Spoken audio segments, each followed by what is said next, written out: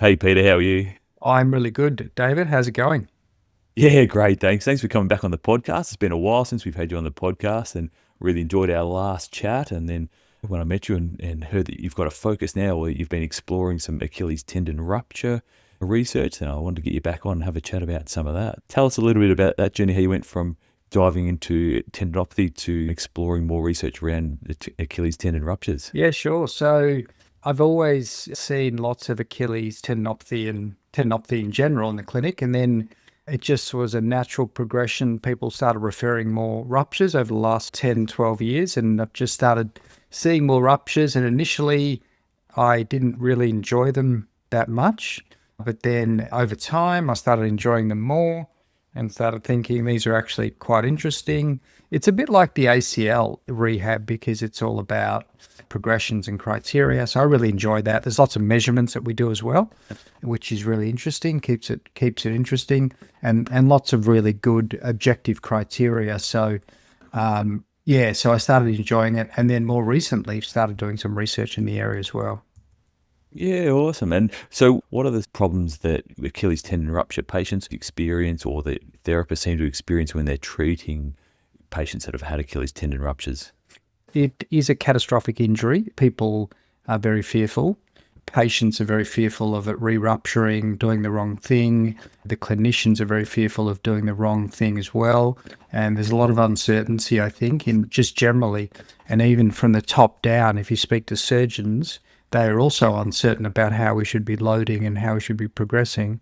And then if you speak to the physios, they're also uncertain. So it's no surprise that the patients are uncertain about what they should be doing because no one really seems to know how to progress, how fast to progress, what to do. So a lot of it is based on historical, just we should be careful to allow tissue healing. A lot of it is very dated in terms of what we do. So I think that's what I see a lot. So I was in the clinic yesterday. I saw out of my list of 15 or so people, I would see a handful of Achilles ruptures within that. Yeah, they just present with, am I doing the right thing? I saw a guy who was 6 weeks down the track yesterday, and he's gone to a big local private hospital, which is the Alfred here, and they've done a good job. They've reassured him, but he still didn't quite get enough in terms of answers to some of the questions that he needed. So, for example, we asked the guy, how much walking can I do and how much can I weight bear? And the way he relayed the story to me, the guy sort of wasn't sure and said to him, just, see how you go type thing, make sure it's not too painful. So there's that type of thing that happens, I think, quite often because people are just not sure. Providing some reassurance and some certainty in terms of the program that people have is really beneficial. So that's the sort of problems you see. But I mean, in terms of problems in healing, there's lots of those. The two main ones are re-rupture and then elongation. So people end up with a long tendon or they end up with a re-rupture. So they're the main things that we see in terms of people not having good outcome. People underestimate how big a problem it is to patients. And it's a massive psychological and mental problem for them when they're going through an Achilles rupture. It's similar to an ACL and the type of pathway and mental struggle that people go through with an ACL. Yeah, definitely, especially when it's impacted their ability to walk, to be able to do pretty much all their activities of daily living for a while. And like you say, that maybe the patient's not sure about how much they can walk, even the therapists are not sure how much they can actually do and how much to load them up and how much to let them rest, that sort of thing. So I'm really looking forward to diving into some of those questions because they're the questions that patients are going to ask us all the time. So if we'll get some clarity, so physios out there will know how to answer patients and how to guide them on the best way to progress through their rehab and progress their function and their walking, that sort of stuff. If we talk about the common presentations, so if someone comes into a physio, what are they likely to report first off when they've had an Achilles tendon rupture? The classic is they will report that they're running along. So it's usually non-contact. They're running along and someone's kicked them in the back of the leg. Someone's kicked them in the back of the leg or they felt a snap, they've heard something. And usually they have a limitation in pushing off and weight bearing, walking straight after. So they'll feel all those things. They'll report those things. The guy yesterday, I'll just give you an example because he was an initial that I saw yesterday. He was playing paddle and he lunged and he basically felt that someone kicked him, and he looked at his partner, and then he looked back and his partner was way too far away, and he realized it wasn't his partner. Something else had happened. So that's like your typical history. In terms of mechanisms, it's basically dorsiflexion. So people usually are doing some eccentric or some concentric fast activity in dorsiflexion. It's usually that changeover from eccentric to concentric where people get a rupture. Ruptures don't occur in plantar flexion. And that's a really important point, because that plantar flexion loading is safe. That's what I define as safe loading, when we're loading in plantar flexion. And that then transfers to our rehab and stuff we'll talk about later. But when you load them in plantar flexion, generally they're okay. They're not going to get any problems there if you do it in a safe way. So they will generally report that typical mechanism, loss of ability to plantar flex. It's interesting how commonly, though, these types of injuries are missed. There's reports out there, if you look at emergency departments, up to 20-30% of people with an Achilles rupture are missed, which sounds shocking and surprising, because you just think to yourself, these people generally can't push off, but a lot of people can still plantar flex, and that's one of the issues. They will be able to plantar flex because they've still got their long flexors, their long deep flexors, so they will retain, especially young people, some ability to plantar flex, and that puts some people off. And also the Thompson's test or the Simmons test that people do is quite equivocal for some people. It can be negative even when someone has a rupture. So you do need to look, and I guess we'll get on to diagnosis, so I'm not going to talk about it now, but you do need to look at a thorough diagnostic workup to make sure you're not missing them. Is it more common in specific age groups? Like if you've got a patient come in and they're in their early 20s, are they likely to have one? Or is it, what's the common age groups they can have that? Yeah, it's a really good question. We are currently doing a review looking at the incidence in different groups and different age groups, and that data we're looking through at the moment. It's not led by our group. It's one that I'm collaborating on from overseas people, but partly at Aspetar, partly in Greece. What we're finding there is that it's surprising, actually. Some people can get a rupture as young as 12, 13 years old, and then you get it right up to people in their 90s. So effectively, the key age groups are your late athletic, so late 20s, early 30s, that are still quite active. And then the other key age group is the 45 to 60-year-old people when they start to get a little bit more degeneration and issues with their tendon. Yeah, interesting. It's probably a lot younger with some of those age groups than what you'd think, or especially you mentioned somebody around the 12 to 13-year-old. I mean, that's probably not, most of us are probably thinking those 30 to 40-year-olds that are playing basketball or whatever, rather than the 12 to early adolescent phase athletes. That was really surprising, actually. And I think if you look at some of the data, you do get a lot of gymnasts that actually get ruptures, and they get it quite young. Track athletes get it quite young as well. So you can have track athletes in their late teens who get ruptures. So it is quite common. It doesn't happen that much in distance runners. So distance runners, because they're not doing maximal activities, generally it will happen when you're young, when you're doing maximal activities. Now, maximal activities are maximal jumping, maximal sprinting, maximal cutting. So if you're doing those activities that involve lots of dorsiflexion and powerful calf contractions in dorsiflexion, you're at risk of those injuries. But the older demographic, they can get it doing all sorts of activities, not necessarily these maximal activities. So it might be just walking along. It could be just running, going for a run. I'll tell you a bit of an anecdote that happened to me. I had a patient recently in the clinic. He was probably in his early 50s. He's a hairdresser, so he spends a lot of time standing. And I was treating him for an insertional Achilles pain.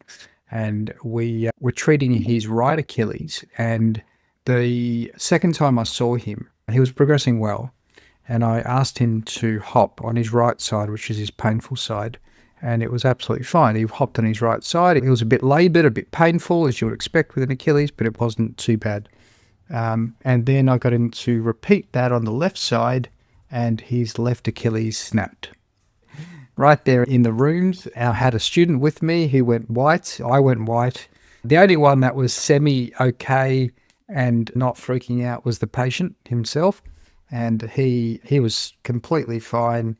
He was so nice about it, and we got him a boots, and we spent another hour with him, and then he ended up going off and having surgery, coming back, and now he's done all the rehab. He's completely fine. But I guess the point of that story is that you really can rupture it with just a very something that doesn't seem very much at all, just a hop test that everyone does in clinical practice. But you can, if someone's tendon is weak, it will rupture with that. This is that over 45 to 65-year-old group where they don't need to be doing maximal activities. If they put a bit of stretch, shorten cycle through the tendon that they're not used to, the tendon can rupture. So that was definitely a bit of a shock for me. I always tell that story when I'm teaching, and everyone asks me, do you still do hop tests? And I still do hop tests because they are safe. And I've been hopping patients for 20 years now, and that's the first time that's happened. So they are very safe tests to do. But if a tendon is ready to go, it will go, regardless of what we're doing. Could be walking, could be doing anything. So that is something to keep in mind. The interesting thing about his case as well was that I scan everybody that I see with an Achilles, and when you look at his scan on the insertional right side, he had some typical insertional pathology. When I looked at his left side, it was pretty normal. It was pretty healthy, so there wasn't much going on. And that was interesting because the mantra at the moment is that, and we might get on and talk about this as well, but the mantra is a healthy tendon does not rupture. That's what people say, and that's what the evidence shows. So if you look at the classic Canis 1991 paper, that paper, they looked at almost 900 tendons from all around the body that presented to emergency that are ruptured. And they took a sample, a biopsy, of part of that tissue, and they looked at it, and in all cases of rupture, I think it was like 90-something%, 98%, or most of the cases of rupture had pathology when you looked at it under a microscope. So that's where that mantra, that healthy tendon doesn't rupture, comes from. But if you look at it with ultrasound, which I did for this guy, he had a tendon that looked healthy. So I think there's a difference between what we're seeing with scanning and what's happening in the tendon itself. Now, the other possibility is that it's just weak. So he's got this tendon that is structurally, mechanically weak, even though it's healthy. And that can be from deconditioning, that could be from not enough loading, from various factors. So that was interesting to me as well, because I guess before that, one thing that's changed in my practice from that experience is I would generally say to people, if your tendon looks good, really good on ultrasound, it's probably less likely that that tendon's going to rupture. But I'm not so confident in saying that now. So now I think what we need is that mechanical evidence of stiffness in the tendon. And we might talk about stiffness because that's really the best measure of how strong a tendon is. Yeah.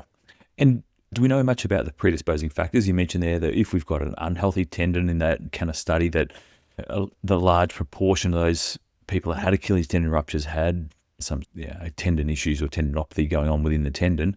So when patients ask, why is it my Achilles ruptured? How do you tend to answer them? Yeah, that's a good question as well. I think we do know something about why people rupture, and it's definitely mechanical loading, and it's the stuff that we talked about earlier, that real high stress, sprinting, maximal efforts. That will definitely be a factor. The other factor is age, is a factor. Prior pathology in the tendon, that is a factor. Any disease process, metabolic disease, all those things are related as well. So if you've got cholesterol, you'll start to get tendons that are less healthy, and we know that they're not as strong. So all those things are factors as well. Medication use, steroid use, long-term steroid use, all those things relate to Achilles tendon rupture. We don't have great evidence that biomechanical factors relate to rupture, aside from that really heavy, high loading in dorsiflex positions. And you mentioned before that in EDs, 20 to 30% of these are missed. What are they often misdiagnosed as? Yeah, look, they often can be misdiagnosed. I had one recently misdiagnosed an ankle sprain. So, especially if the person is a bit vague about the history, so they say, "Oh, look, I tripped. I tripped off a curb or something like that," and they've got swelling around the ankle. That can be a bit misleading for an ankle sprain. I've had them diagnosed as Achilles tendinopathy or Achilles problem, Achilles partial tear. So various things. I remember one guy I had, this is when I was working in London about 15 years ago. I worked in a tendon clinic there, and there was one guy, older guy, was probably in his 70s. He had been misdiagnosed for 6 months, and that was the worst case that I've ever seen. He also had 2 lots of imaging, right, and was still misdiagnosed. And the reason he was misdiagnosed, even though he had imaging, was that with ultrasound, the tendon tears in different places. So the tendon can tear in the middle, the mid portion, which is the most common. The tendon can tear at the muscle tendon junction to the soleus. And then the tendon can also tear at the insertion, so it can pull off the bone. So there's those 3 places. So this guy here had had ultrasound, and they just looked at the mid portion, and they hadn't looked further up where he had his muscle tendon junction tear. So you can miss them even when they do get imaging. They can be missed, so you've got to be careful. I had a really interesting one recently. This guy's in his 70s as well, and he's got some comorbidities that we were just talking about. He's got diabetes. He's even had some surgery to amputate some toes because of his diabetes. So he was in that group of people that was deconditioned after one of his surgeries, got up and about after that, ruptured his Achilles. So then I saw him a few weeks after, and he came in with his imaging report from the radiologist, and the imaging report said mid-portion Achilles rupture. So I looked at it with the scanner in the clinic, and he had a clear insertional Achilles rupture. So the mid portion was completely fine, but the insertion was ruptured. I then took my images and I took a dynamic video just looking at what I was seeing there, and I checked it with a radiologist that I work with, David Connell, really closely, and he confirmed this is an insertional rupture. So then I went back to the imaging place because the guy was really confused. Because I was saying to him, look, you've got this insertional rupture, and then the imaging place was saying you've got a mid-portion rupture. So we ended up clearing it up, but it took quite a few phone calls to sort that out. It can be difficult to get a really good diagnosis and handle on what's going on with ultrasound if you're not careful and you're not looking carefully. So that was an interesting one. And it does matter where the injury happens because it influences management. So with the insertional ones, they are generally repaired. So generally people will repair those. Now this guy here that I'm talking about, he didn't have surgery because he had so many comorbidities and he's got diabetes and etc. But he's now doing conservative treatment. But the insertional ones are usually repaired. The mid-portion ones can be either repaired or they can be non-surgically treated. And we know now the trend is more for non-surgical because there's no real difference in outcome. Whereas the muscle tendon junction injuries are not repaired. So they are not repaired. They cannot repair those. Generally, they don't do surgery for those. They are non-surgically treated. Okay, so it does make a difference for this guy, as an example, where exactly that injury is.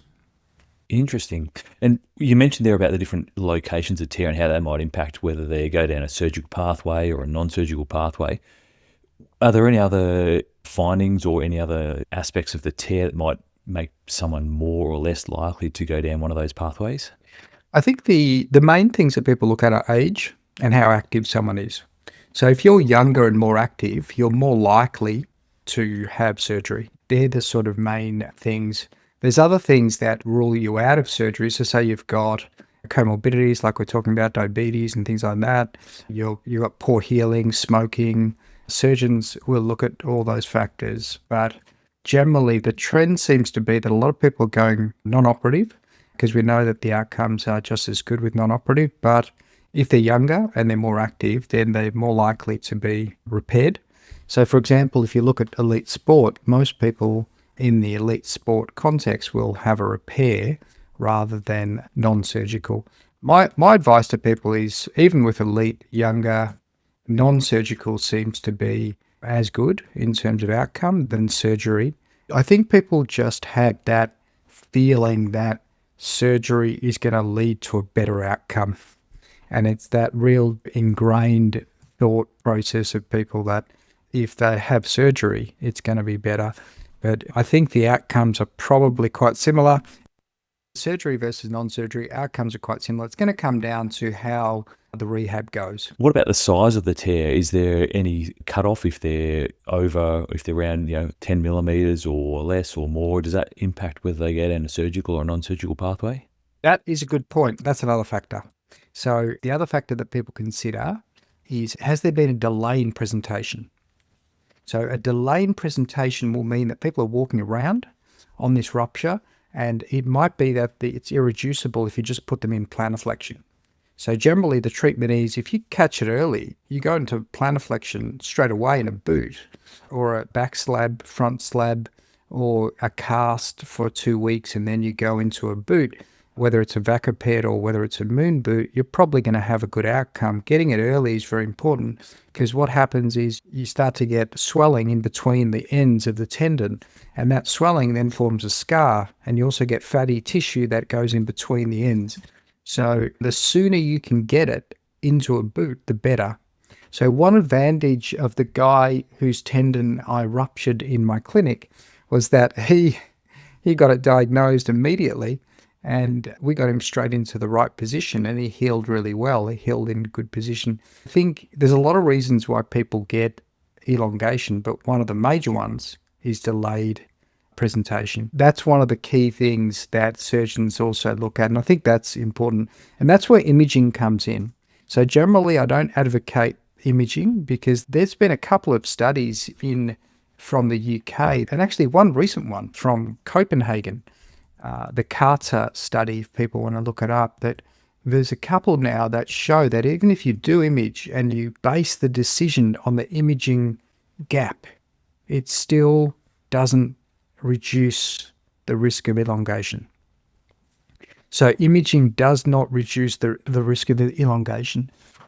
We know that now from a couple of studies and trials. So I don't generally advocate imaging, but I do think that if someone has been walking around for weeks, they need to get imaging, and they probably will do better with surgery. Okay, so the size of the tear on imaging doesn't tend to impact the treatment pathway.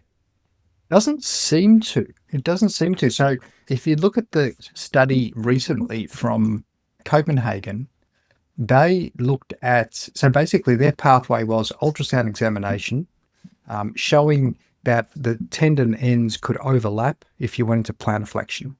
They also looked at elongation of greater than 7% in the tendon, and they measured that with ultrasound. And if they had either non-overlapping tendon ends or elongation of greater than 7%, they went to surgery. And then if they didn't, they went to non-surgery. And they found no difference in the outcome at the end of elongation. So I think that surgery is part of it, and elongation at the start is part of it. But I also think that you can mitigate the effects of elongation initially by good rehab. So I've seen in clinical practice sometimes people come to me at 10 weeks or 12 weeks, and it's not too late, but they have some elongation already, because I'll measure it with ultrasound. So I'll measure how long the tendon is with ultrasound, and they have elongation that's substantial. But then at 26 weeks, 6 months, that elongation has gone down. So you can reverse some of the elongation if you do the right type of rehab, I believe, as well. So there are mitigating factors, and elongation is complex. It happens at multiple parts of the pathway. It happens initially when they're walking around. It can happen at surgery. So if the surgery is not good, that can lead to elongation, and then that's also hard to reverse. It can happen in the boot if they're doing the wrong thing in the boot. It can also happen when they come out of the boot. It tends to happen right up until at least 6 months. Some studies have shown that it might happen even up to a year.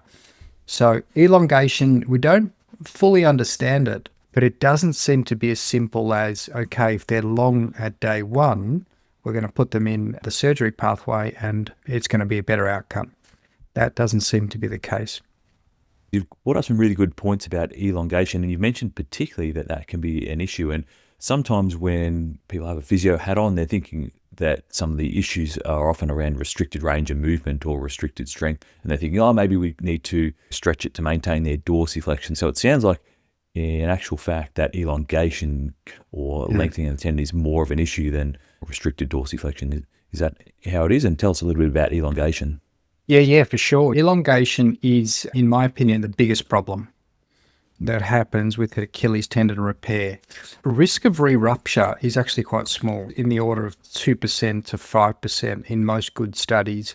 Sometimes it can be bigger, but generally, if you're doing something sensible, the risk of re-rupture is actually quite small. What is more of a risk is elongation. Now, everyone gets elongation. Everyone gets some elongation, but it should be small.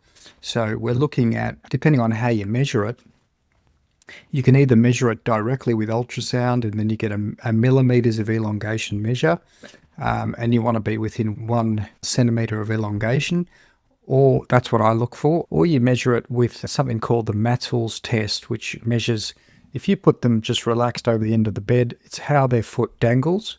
It's how one foot is dangling in more dorsiflexion because they've got a bit more slack in their Achilles and calf complex. So they're the two ways to measure it. One's direct, one's indirect. So I track both of them over time, and generally with elongation, in terms of preventing it, which is what we want to do, I think the key things are you've got to be in the right position in the boot. So they've got to be in a good plantar flex position in the boot. Now, my go-to is to be a bit more conservative. So it's funny, I'm seeing at the moment one of the secretaries of a surgeon that I work with, and that's been an interesting experience because he's a great surgeon and she's a typical patient not sure what to do in the boot, and she's now at 6 weeks. I saw her yesterday as well, and she was relaying to me that the surgeon thinks I'm very conservative and that he's wanting her to take wedges out and be a bit more aggressive. My go-to is to try and keep them in the boot until some criteria is reached. And my go-to is to have the wedges in for longer rather than shorter. If you look at something like the Willetts protocol, which is a really common one that people would be aware of, that was one of the first, what they call accelerated rehab programs.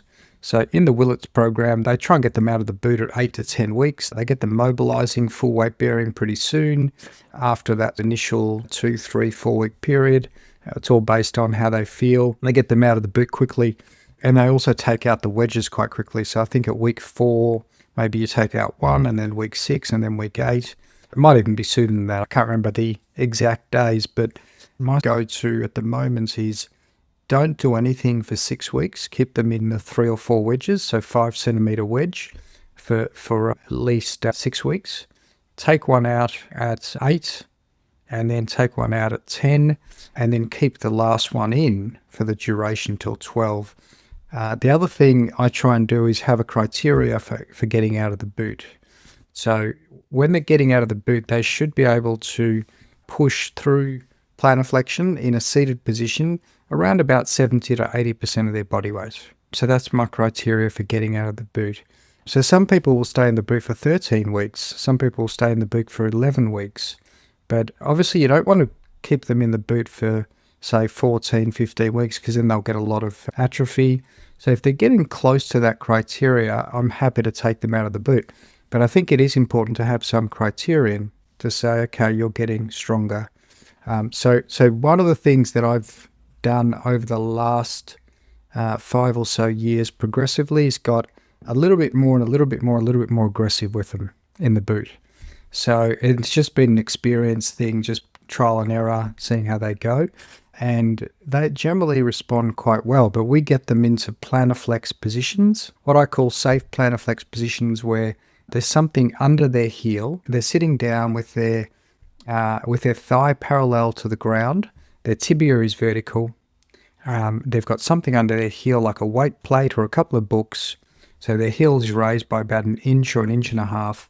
And then they start to raise into a calf raise, and they just hold that position. So initially they're just holding without any weight at all. And then you start to load them.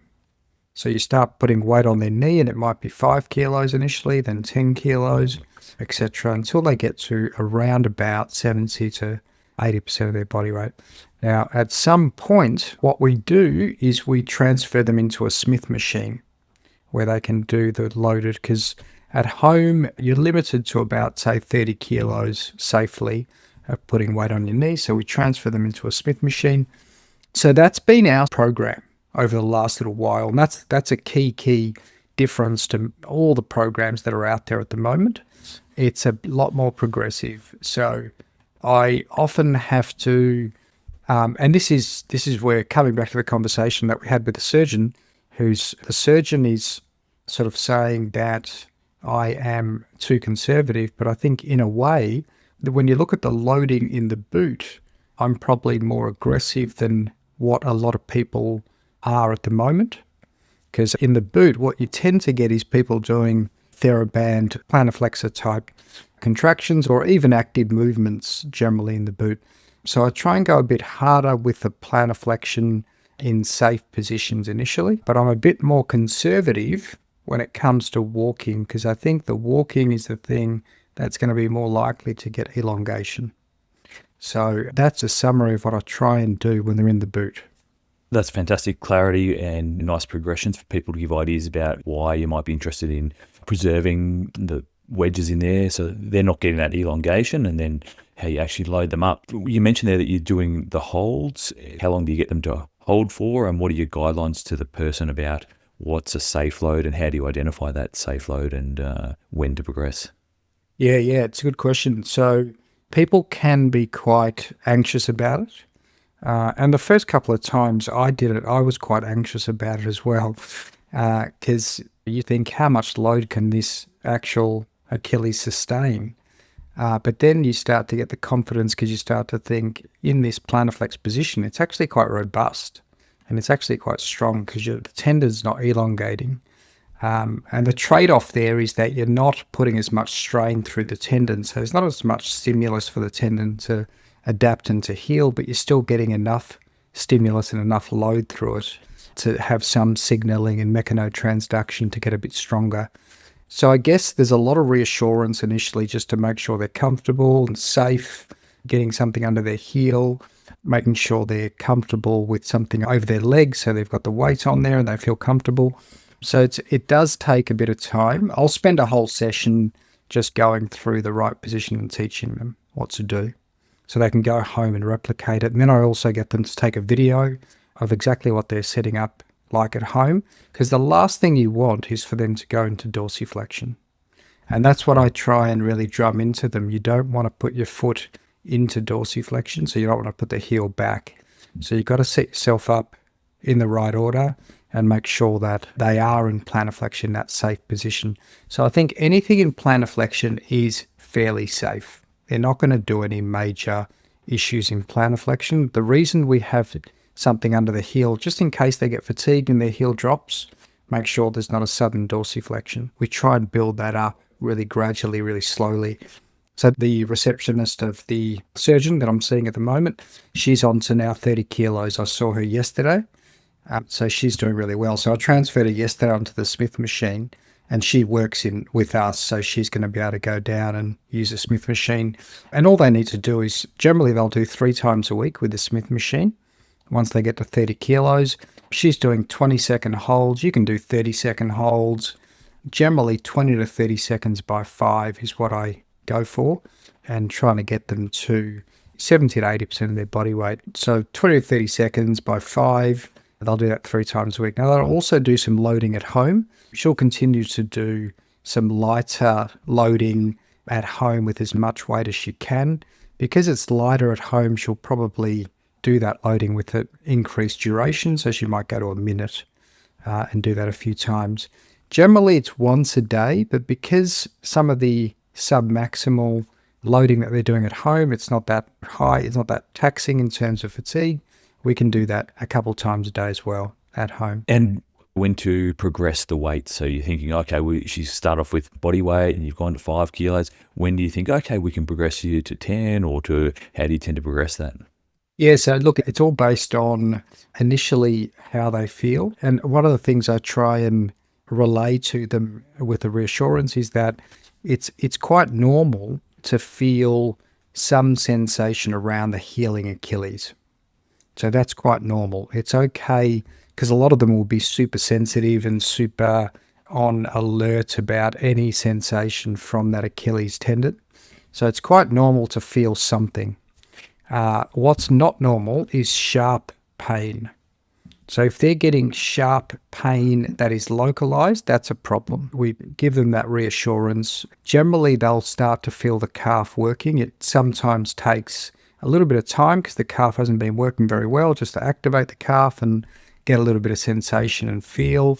So they'll start feeling the calf working, and they can then start to do that at home and make sure they're safe and they're not overloading. But generally, that reassurance about it's fine to be a bit painful, it's okay if you're feeling something in that area is very, very important. I've gone off track, I think. What was your question, David? I think you've stayed on track. I think that's it. But okay. I was mostly interested in your progression criteria and when it's okay. That's so right. You definitely covered when it's okay to load and what they should feel, but tell us a little bit about when it's okay to progress them. Yeah, so basically the pain is part of it. So as long as they're comfortable and it's still that minimal, small amounts of awareness they're getting, that's absolutely fine. They can still progress. And then it all comes down to how much load they can actually sustain for that rep range and that amount of time. So my advice to them is, and this is what I said to the lady yesterday, you're doing 20 to 30 second contractions. Now, if you can get through your 5 sets of 20 to 30 second contractions and you feel like you can do more after, the next time, the next session, you're going to add some weight to that, okay? And even if it's 2.5 kilos onto the Smith machine or 5 kilo onto the Smith machine, add some weight and see how you go. And sometimes they'll add weight for just the first or the second set of those 20 seconds and just based on how they feel. So it's a very incremental increase of weight based on really how they're coping with the exercise. How soon after the initial injury do you actually start to get them exercising into plantar flexion? Yeah, good question. I tend to go quite early, and that's again something that has got a little bit more aggressive over the years that I've been doing it. So initially it was probably 5-6 weeks. Now it's more like 3-4 weeks, depending on how they're going, how they're coping, how they're feeling, how the scar is feeling if they've had surgery. So there's a few factors to consider. I usually start them off with just a isometric push. So I'll get them out of the boot and I'll get them not any weight and not weight bearing, so not seated, and they're just pushing their toes down and they're holding that for 10 seconds and then relaxing, doing it 10 times. Once they're used to isometric pushing without any weight, then we start to progress and we get them to seated. So that could take, and the isometric push could start at week 2. Okay, so pretty soon I'll start with that. The other things that I'll do is just some range of motion, so inversion, eversion, as well in that early phase. I don't really do a lot of TheraBand, so most of the protocols talk about TheraBand to do plantar flexion. I don't do a lot of TheraBand because I do the seated work, so they're seated in at home or in the Smith machine. What else do I do in that early phase? I generally avoid doing things into dorsiflexion. That's a really important part of that overall management, but especially that initial management. So I think you alluded to it before. A lot of people are quite concerned about flexibility and making sure that people are not getting stiff when they're in the boot. Most people don't have a huge issue with flexibility though. So most people, once they get out of the boot, they start to walk a bit. They might be a bit stiff initially with knee to wall and dorsiflexion, but it's not really something that lingers for a lot of people. So it's quite rare for people to get a joint contracture where they have a real stiff ankle. that's quite rare for an Achilles rupture. So my advice is don't worry about dorsiflexion. It will probably just come over time. It improves over time as you start to do over the step calf raises, which I start to do generally a few weeks after they've come out of the boot. So coming out of the boot is a key time. You want to protect their gait. They don't want to be walking too much. So volume of walking is important, but also protecting the way they walk. So small steps, still using the boot if they're walking a long distance, or using some support if they're walking a long distance, making sure they're wearing the right shoes, heel wedges. So I do that for a good few weeks after, whilst they're developing single leg strength, ability to single leg calf raise. So once they can do a single leg calf raise and they can do a few of those, then we start going into negative territory with dorsiflexion. At that point, they've already been doing a little bit of walking, and the dorsiflexion looks after itself. You don't need to worry about dorsiflexion very much. So when you're looking at their dorsiflexion range and you worry about elongation, what are some of the risks of actually having an elongated tendon, and why is that a problem? So with an elongated tendon, it basically, there's a couple of things that happen. So if you think about the tendon and muscle in series, so you've got this Achilles tendon and you've got the fascicles of the gastroc and the soleus. So if you have the tendon being longer, then that means the fascicles are operating at a shorter range. So therefore they're less efficient. And what happens with a lot of people when they first come out of the boot is they get a lot of fatigue with calf raises. Even just 2 or 3 calf raises is enough to fatigue them.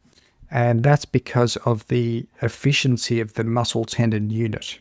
So it's not working at its optimal length in terms of the fascicles. So there's some evidence that adapts over time. So what that means is you've got sarcomeres in series.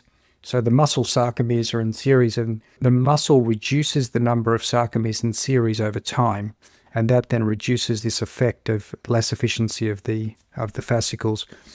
So that happens, but that's a slow process. And that probably takes a year or 2.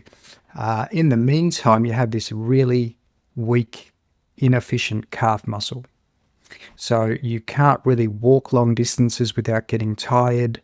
Your tendon is overstretched and therefore not efficient at storing and releasing energy. So it's just not a very good and efficient situation to be in.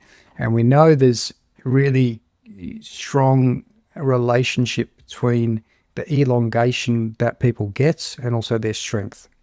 So people who are elongated are much weaker and find it a lot harder to then develop some of the calf strength again. So sometimes in physio, we think about increased range being a great thing, but in this case, elongation, they've got more resting dorsiflexion. It just sits in a more dorsiflex position, and they've got a less efficient calf and muscle tendon unit. And so functionally, you mentioned they're often weaker. Any other functional issues they have with that elongated tendon? Yeah. So they do have a lot. If you look at them hopping, they will hop in much more dorsiflexion. So their heel will touch the ground sooner. They just can't develop power as well. If you look at them calf raising, they're not going to get very high. So they've got very low heights with calf raising. Some people, I've seen some extreme elongation, like really, and this is what we were talking about before, elongation happens to everyone. So everyone's elongated to some extent. You don't escape elongation after an Achilles rupture, but you can minimize it. I've had a couple of people who almost have no elongation, but that's quite rare. So my advice to surgeons is always, if you can, make it as tight as possible if they're going to have surgery. That's going to help in terms of the long-term elongation. Elongation affects everything they do in terms of strength, in terms of how much they can calf raise, in terms of power. The extreme ones are unable to do a calf raise. If you have extreme elongation, so you've heard about the surgery that people do where they elongate the calf muscle when you've got a real tight calf, like equinus of the calf. Now, some people historically that was used as a treatment for things like plantar fascia. and things like that if you've got a really tight calf, lengthening the calf muscle basically. This is just an example of an extreme elongation. I had one girl who was just in her 30s, and she had undergone this procedure where they'd lengthen her calf muscle, and it just became too long. She ended up not being able to do a calf raise at all. So she was unable to lift her body weight. And that was a real difficult thing to overcome for her. So we did a year of rehab, and she did get to doing a calf raise, and she even got back to running, but she was always going to have a limitation of calf strength. Because if you think about the muscle tendon unit, the only place these people have strength is in extreme dorsiflexion. And this is what I do to test them. Put them into a position where they're leaning on the wall and their foot is about a meter and a half away from the wall, so they're in full dorsiflexion, and get them to do a calf raise, and they can do a calf raise in that position. But if you get them to stand up straight, as we usually test people for a calf raise, they're unable to do a calf raise. So they have this muscle tendon unit that is only able to function in that extreme long position. So it's not functional at all. So it's a real problem. If you get someone, I've only seen a handful of people who were young and at a point where they're probably going to have a permanent problem with their calf because of elongation. I've got one guy at the moment who came to me probably about 12 weeks after getting out of the boot, and he's got quite severe elongation as well. And it's just hard. It's hard because it takes a long time to get back the function they need in in plantar flexion. So I do a lot of stuff where I do isometrics in very inner range positions where they're right up on their toes. I do isometrics in flat positions. I do isometrics in dorsiflex positions, just to try and recover strength. But initially, and this is what I was talking about before, I believe you can reverse some of the elongation for some people, especially in the early phases when the tendon is still really pliable and still healing.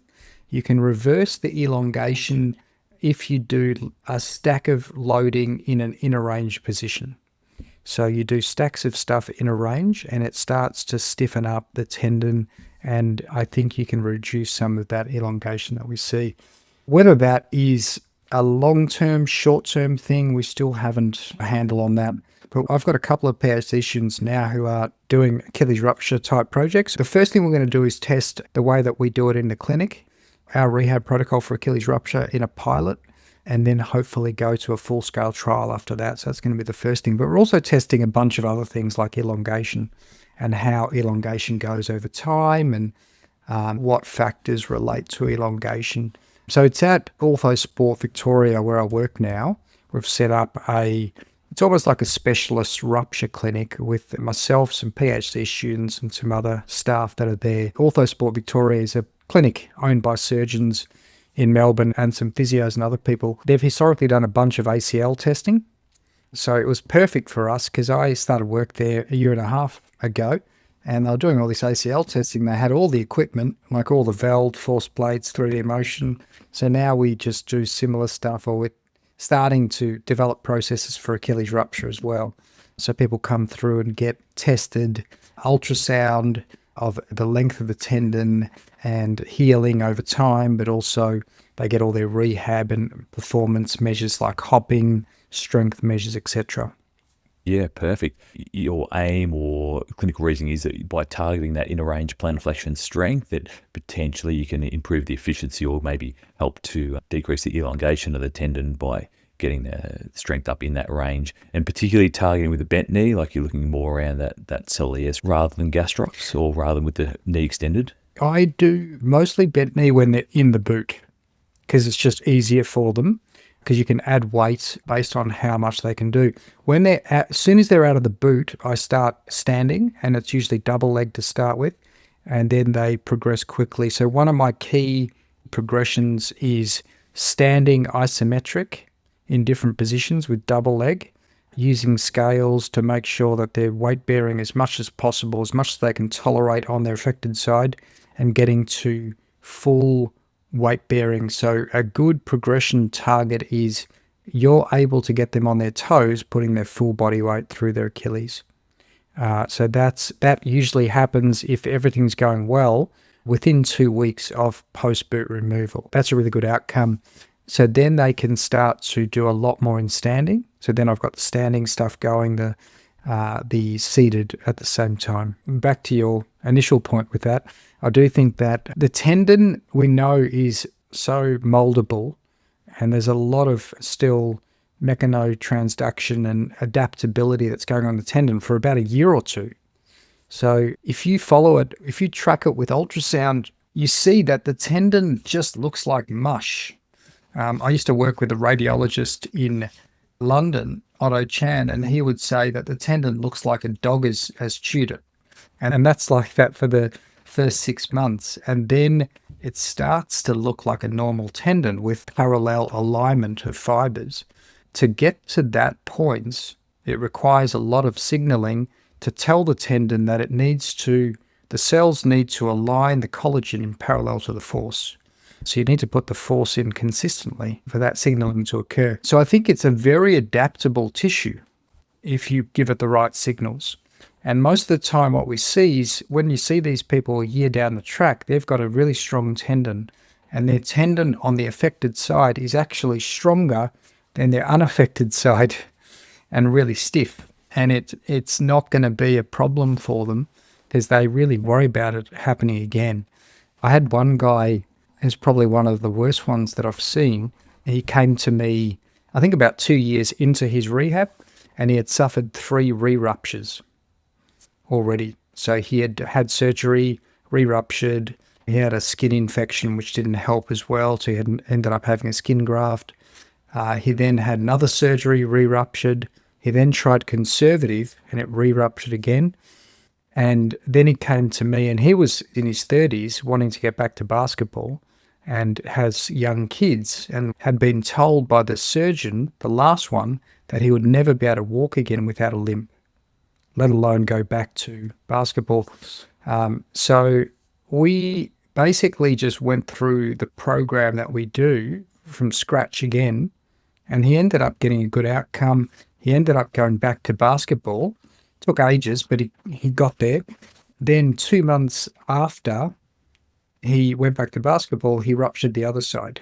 And this goes to, can you prevent Achilles ruptures? Because we were doing all the heavy loading, all the stuff you need to do that we think would mitigate the risk of rupture on the other side, but he still got a rupture.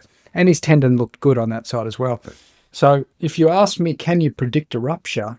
I'd probably have to say no. Because, I mean, someone with a fairly healthy looking tendon who's done stacks of loading still got a rupture. And there's probably a deconditioning element because he hadn't got used to that maximal. Even though we did maximal plyometric progressions, he probably just wasn't right at the point where he needed to be for some of the things he was doing on the court. But I guess the point that I'm trying to make there is if you rehab an Achilles, because it gets so thick, it's not going to rupture again once it's rehabbed. But the other side, that might rupture. And that's the problem. It's a bit like ACL in that way. There's a strong genetic component to it. What a nightmare for that poor bloke. Yeah. And why do you think rehab was successful on that third? Do you think it was that the surgery, he hadn't had comprehensive rehab through the first couple of surgeries? Or was it that he managed that in the third one? Or what do you think was the factor that made the difference there? I think, based on what he was saying about his prior rehabs and what we had been doing, I think it was just the case that we were using criteria and were progressing him really a lot more intensely than he was before.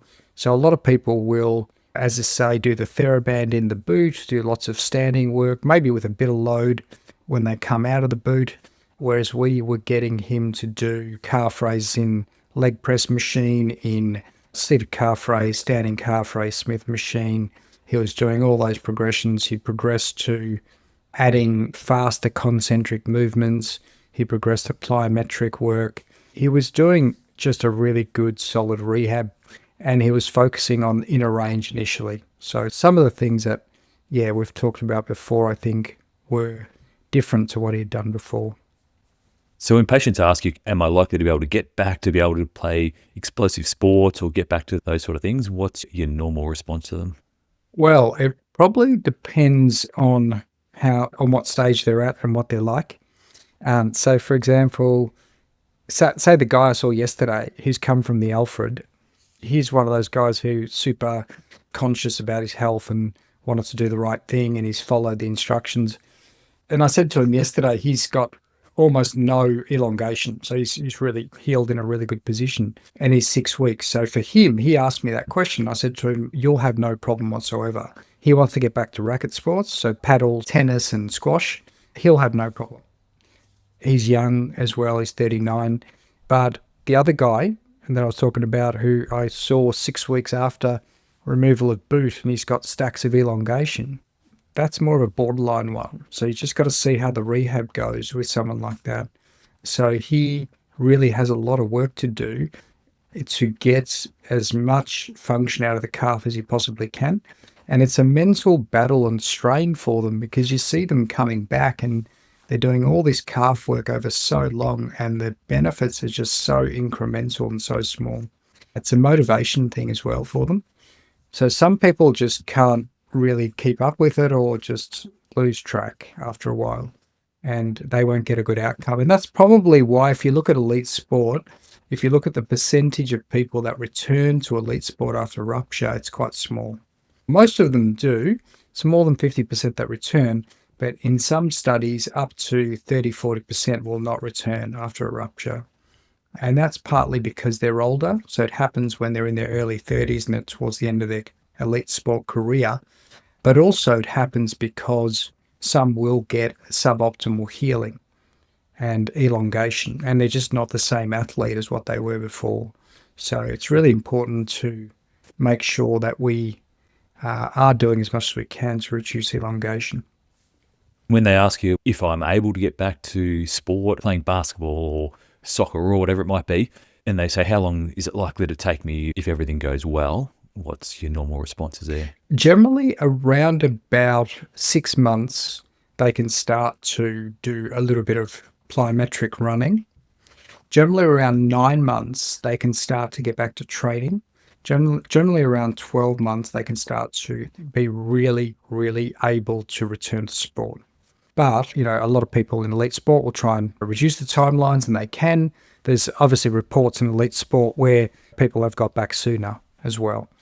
And I think that's fine. The risk there is that they will go back and they will have less strength. They're not going to be as powerful. The performance might be a bit lower. So, yeah, the famous one was Aaron Rodgers. He was quite old. He was 38 or 39 when he ruptured his Achilles. He was doing all this stuff to try and get himself back, and he just committed so much time to it, was doing all this additional stuff and all this rehab. But it still ended up taking him 12 months to get back in the end. And maybe that was partly because his team didn't actually make the playoffs, so there wasn't as much pressure. But it did take a while. So there's no shortcuts to Achilles tendon healing. It's going to take time to get a strong tendon.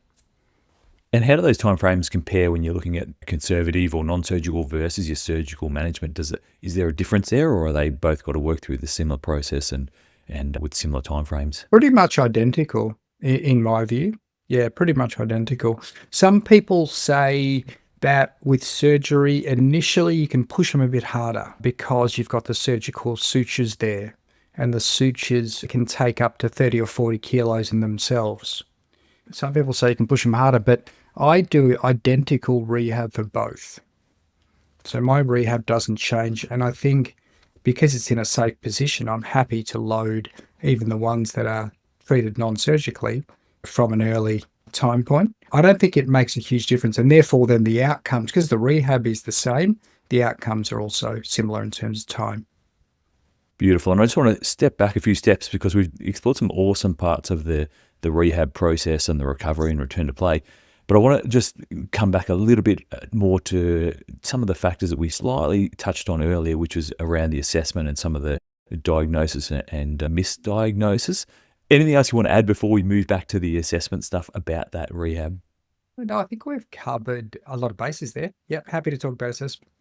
You mentioned sometimes patients still have some active plantar flexion. So a patient comes in and they report that common mechanisms of injury that you discussed earlier. Then you're working through your objective. You're suspecting an Achilles tendon rupture. What are some of the tests that you're going to do to help to identify it and to rule out some of the other potential differentials? Yeah, so there's three things that are really important to do. One is Mattal's test, or the way that the Achilles rests when you have them lying over the edge of the bed. So if you look at the angle, it should be in a bit of plantar flexion because there's a bit of tension in their calf.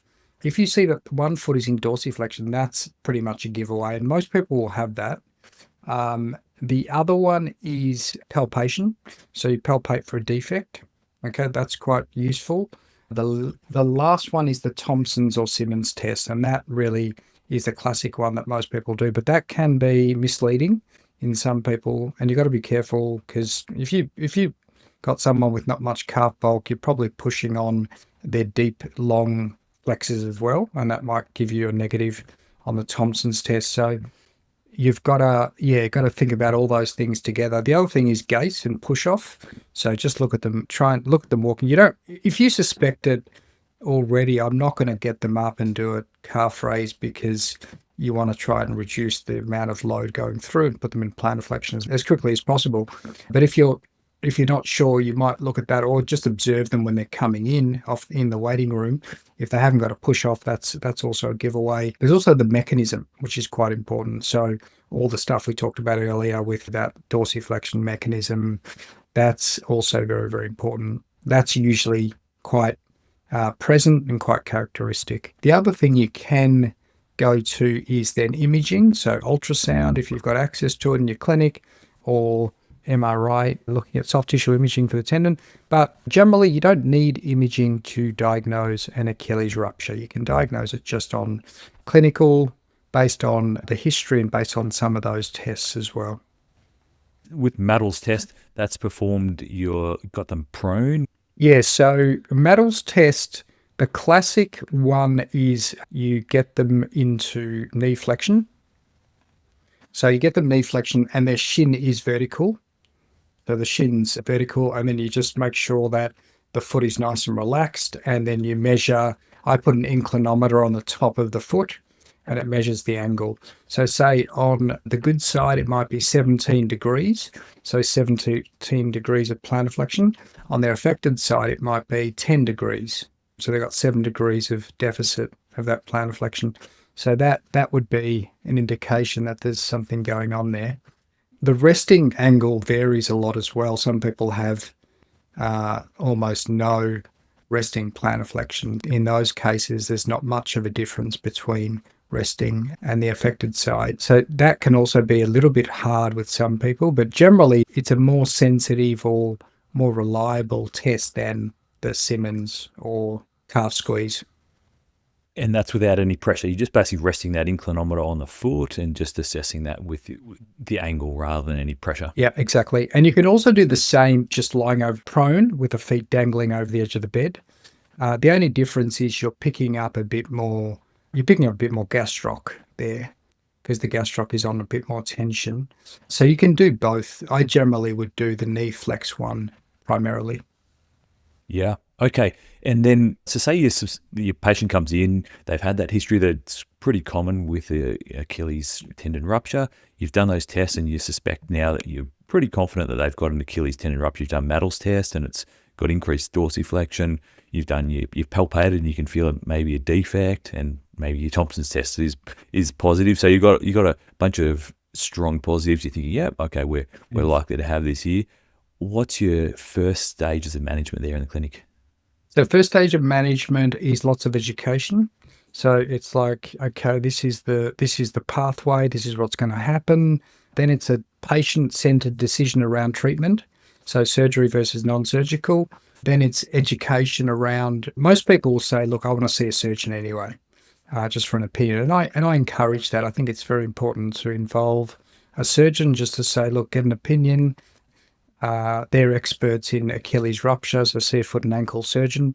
So then the next step would be get him into a boot, make sure the boot is fitted properly. And it could be a vacaped, which is the hinged boot, or it could be just a moon boot, as long as they're in the right amount of plantar flexion. Some people, if you're in hospital, they go with like a cast initially for the first 2 weeks and non-weight bearing, but I don't think it matters too much if they're in a boot, as long as you're in the right position. The other huge bit of education is around what they should be doing. So making sure they're not weight bearing in the boot initially, making sure they're keeping the boot on all the time, including when they sleep. Some people will say take the boot off at night. I tend to tell them to keep the boot on at night because I think things can happen when you're sleeping and moving around. Then there's education about walking with crutches, like gait, how to walk with crutches. There's education around activity, keeping active with whatever aerobic and other stuff they can do, keep making sure they're doing anything they can for the other side. So there's all that stuff that I try and cover in the first session. There might be something for swelling, so some ice coming out of the boot. There might be something for maybe some compression, depending on how much swelling they have around the ankle. That can vary as well. And swelling can be an issue that stays with them for a few weeks after the rupture as well, sometimes even after they've got out of the boot. So that often related to being on their feet a lot, so education about that as well. So there's all those things that I'll try and cover pretty much day one with them. You get them into the boot and you give them all that education. You talk to them about the surgical versus non-surgical pathways, and what's your advice to patients that are thinking, I don't know if I need to see a surgeon. Would you manage them yourself, or do you say you really should be under somebody particularly? What's your general advice there? My advice is always give them the option to see a surgeon, and I encourage that because I think it's important to involve multidisciplinary team. There might be something you've missed. There might be something about that particular case that might be more amenable to surgery, or so I would always get the surgeon's opinion, or at least offer them. If they say, look, I really don't want to see the surgeon, that's fine. But that's the way that I would approach it. It's also good because then they've got the surgeon's protocol, and the surgeon will then come back and they'll say, look, this is the protocol, and you can work together and try and individualize that protocol with them. Often I'll have a conversation with the surgeon to say, look, this is the protocol, but we're going to try and accelerate a bit by doing this type of loading. So some of the seated calf raise loading that we've talked about, and maybe accelerate some parts and try and slow down some of the other parts. I think it's good to have a conversation with them about that. My go-to is to always get someone else involved as well. Imaging wise, do you find that you will tend to request imaging, or they go see the surgeon requests imaging, or how commonly is imaging used, and what are the best types of imaging that you've found for that? Yeah, so look, the most common one, because it's so accessible, is ultrasound. People will tend to look with ultrasound, and it's fine. It will pick up a rupture if done by someone who knows what they're looking for. So ultrasound, if you need to confirm the rupture, but it's really in cases where you're not sure if there has been a rupture, or if you're thinking this person's been walking around, has been missed for a long time, let's see what's going on to see how much retraction of the muscle there has been. So it's in those cases that you generally would go for imaging. Lovely. And do you notice with the ultrasound that there's any misdiagnosis very commonly, or that there's errors within it? It is a bit of an art more than a science, ultrasound. So for example, people talk about the gap, but it's not clear. Everyone's got different ways of measuring the gap, and where does it start and where does it finish? Some people do dynamic ultrasounds where they go in plantar flexion and see the apposition. And again, how much plantar flexion do you go into? What position is the foot in? So there's all these variables that are not clear from the literature.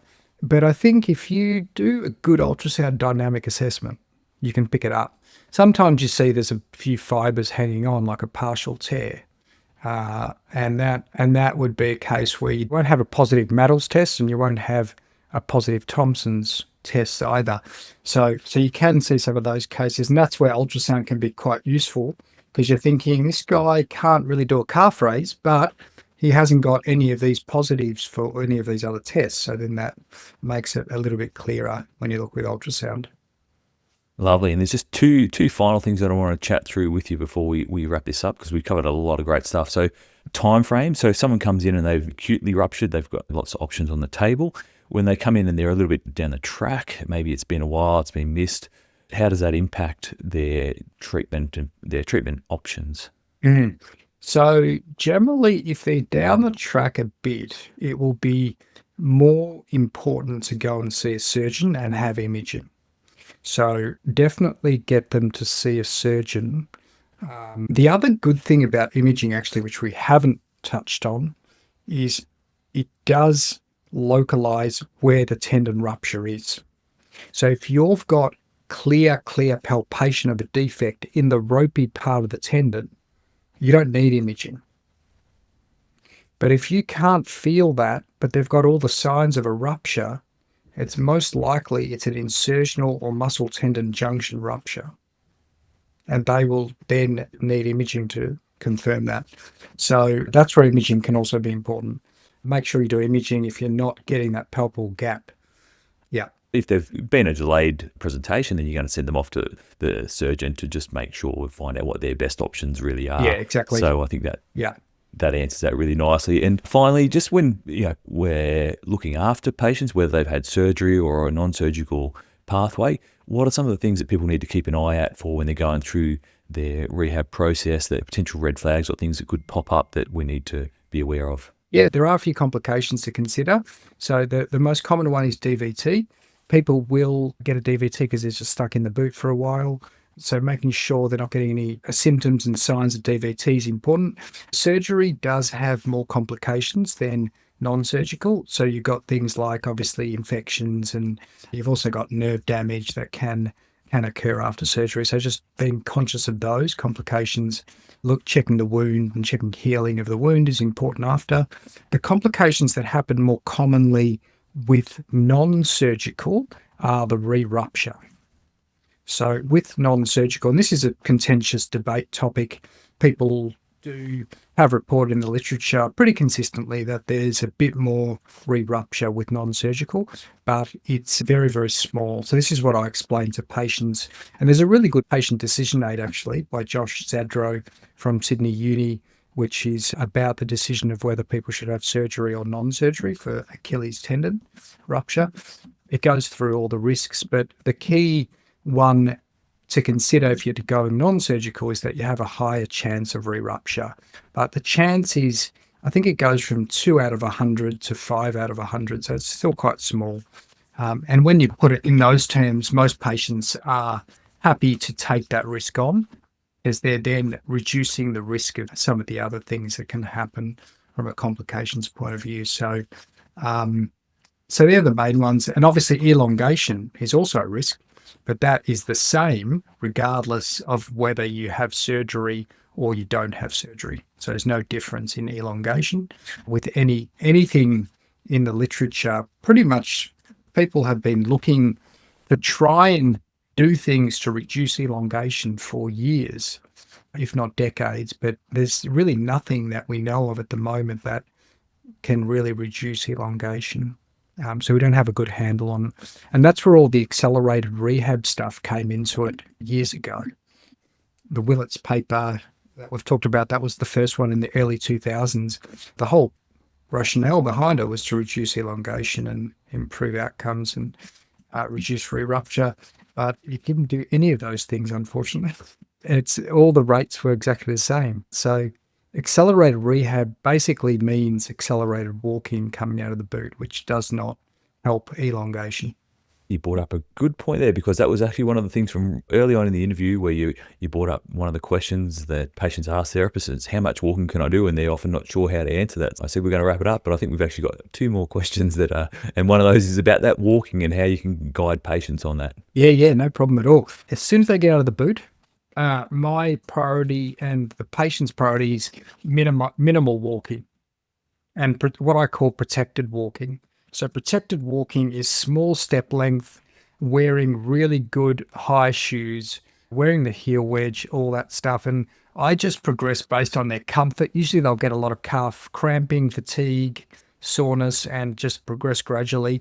So they might progress a few hundred meters or a little bit longer. I tend to track either how far they're going in terms of meters or steps. So it's quite fine for them to progress up to 2, 3, 4,000 steps in the first 6 weeks. But I try and put a cap on it. And the reason is if they're walking too much, that's when elongation occurs. So if you think about what usually happens when you go to the surgeon at 12 weeks, the surgeon will say, or even at 8 weeks, if you're doing the Willits program, the surgeon will say, right, you're out of the boot, off you go. You don't need to worry about anything. And that's usually the advice they get from the surgeon. And that's why surgeons, if you really talk to them, they love working with physios who have got some more advice around that, because they usually say, go to the physio. The physio will tell you what to do.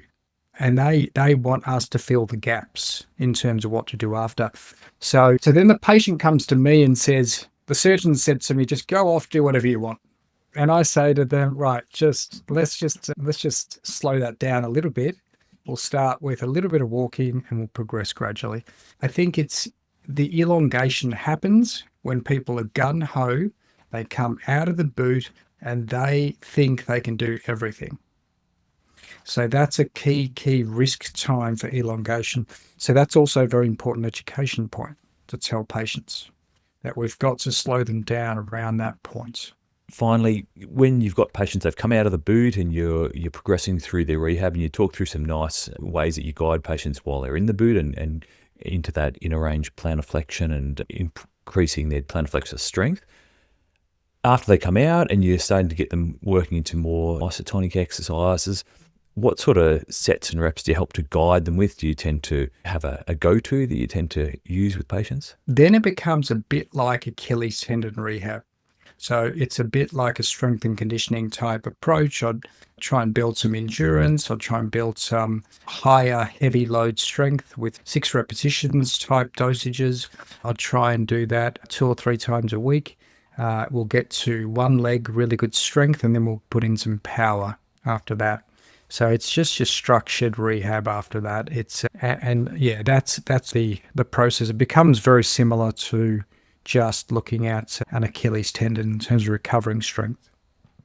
Are you worried about targeting hypertrophy specifically, or you just think that comes if it comes, or what's your thoughts there? Yeah, I think hypertrophy, that's important. So I'd include some dosages where initially I start 8 to 12 repetitions, then work down. But we also know that hypertrophy will still be there most likely pretty much forever. Just like the tendon's going to be thicker for pretty much forever. Although if you look at them 2 or 3 years down the track, the tendon is almost looking healthy for some people.